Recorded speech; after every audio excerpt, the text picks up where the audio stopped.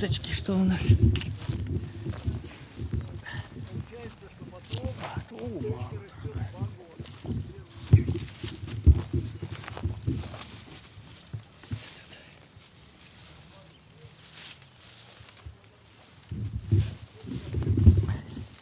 Кедр, в отличие от тайги, где через 80-100 лет первые шишки появятся.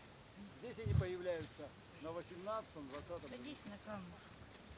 Ну это же хорошо.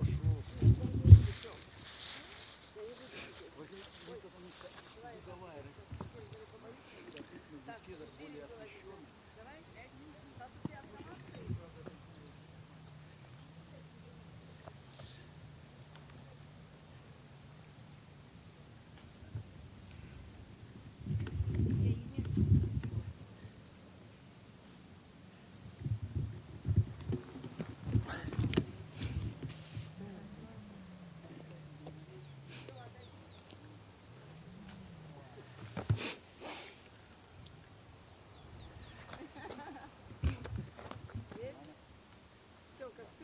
Давайте вас. Все,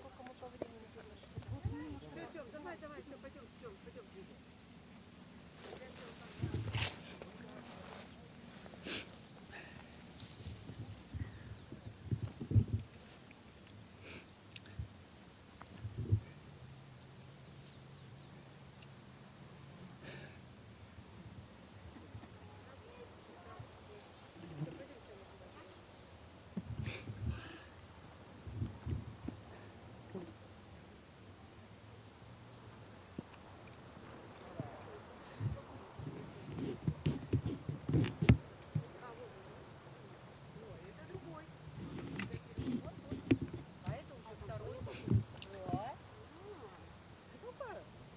Что у тебя, Тёма, глаза-то?